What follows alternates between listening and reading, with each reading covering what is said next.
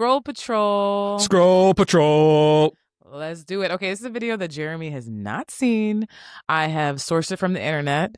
This is a short one, and I feel like it kind of scratches the itch of a question like that is big in the personal finance world. So, Jeremy, All go ahead right, and click here's on my that. real authentic reaction. Jen has seen this. I never have. I'm clicking, I'm opening it up. Stop buying coffee for $5.50. You go to work, you spend 15 bucks on a sandwich. What are you, an idiot? It costs you 99 cents to make a sandwich at home and bring it with you. You start to add that up every day, it's a ton of money. Most people, particularly working in metropolitan cities that are just starting out on their job, making their first 60,000, piss away about 15,000 a year on stupid stuff. And that's what they should stop doing.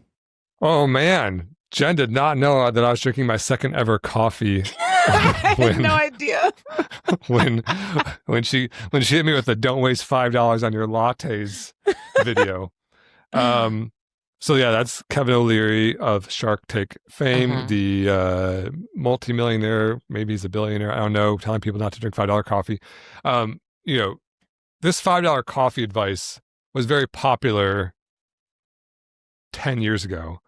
But then this is like my opinion about the pulse of the personal finance world. Then there's this like reactionary pushback to that saying, hey, $5 coffee ain't your problem. We're in this much more difficult world with like record high home prices and inflation and stagnant wage growth and yada, yada, yada. And that's true too. And so my opinion is, everything he's saying is actually technically correct. If you're doing let's say you go to work every day and you order DoorDash for $20 and order, by the way, in Southern California, this coffee was $7 and I'm in $5. So I can, easily spend $20 on a lunch and not even really be splurging, and then $7 on a coffee. Multiply that together, that's $810 a month. If you can get your coffee and your food for $300 a month instead of $810, that's $500 a month. That's the $3 million we was talking about in the compound growth. And so mathematically, he's exactly right that if you don't have these like little leaks in your personal finances, and you're directing the money to investing instead, that could be $1 million decision right there. That said, I think most people's problem isn't the occasional Starbucks. The example I just gave is like $20 every day, $7 every day. That's not really what most people do. It's usually more of a treat for most people. But if you do it every day, that math is very real for you. I think for most people, it's the bigger items that are the real problem. When I was talking about my millionaire housing and car costs, I found in San Diego a really cheap 2-bedroom apartment. I rented with a friend. It was $1,400 a month. We split it. So my San Diego rent was $700 a month. Wow. It would have been very, very easy to go walk into an apartment complex, sign up for a 1-bedroom apartment and pay $1,400 for myself. Like, very easy, right? And my car was a '99 Ford Explorer that I paid $500. That I paid $3,000 in cash for. I sold it 6 years later for $1,500. Depreciation, maintenance, all the added expenses, you average it out. I was probably paying $200 a month for my car. So $700 a month for rent, $200 for car. That allowed me to live on $3,000 a month and still save money. It would have been very, very easy for me to go walk into a car dealership, show them my pay stubs, and walk out of there with a $500 car payment.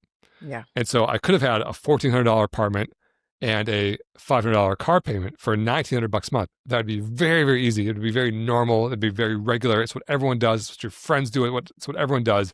That's $1,900 a month. What I was actually doing was $900 a month, right? Yeah. $700 for rent, $200 for car. And like my life looked identical to the $1,900 life people.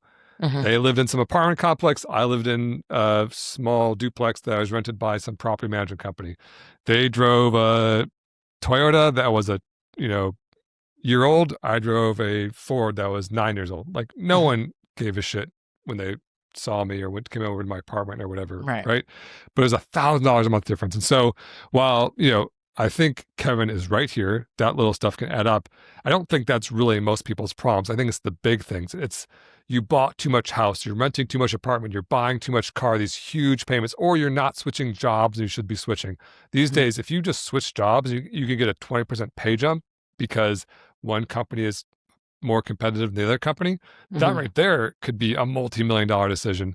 And so, I, you know, don't endorse everything that this guy says for sure, but Yeah. I think this message is fine. But I don't think this is like the core, most correct message of building wealth. I think the core correct message is live below your means, but do the big things right first. Housing, transportation, job. Those are the big things that are going to really move the needle.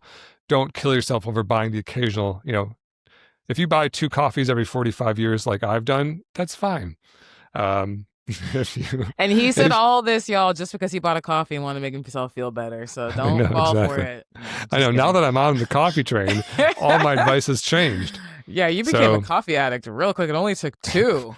Exactly. I need to go get a second one today. I'm getting one on the way home. But anyway, I got to give it a grade. I would give this a B+. Yeah, it's technically true. I think it's a little bit on like the shame side of personal finance. And I don't think it's the most impactful thing, but, I do think we should be aware of those little leaks. And it's not the best advice I've ever heard, but it's fine. Okay. B+, not bad. Good job, Kevin. He'll be so happy when he never hears this. Exactly.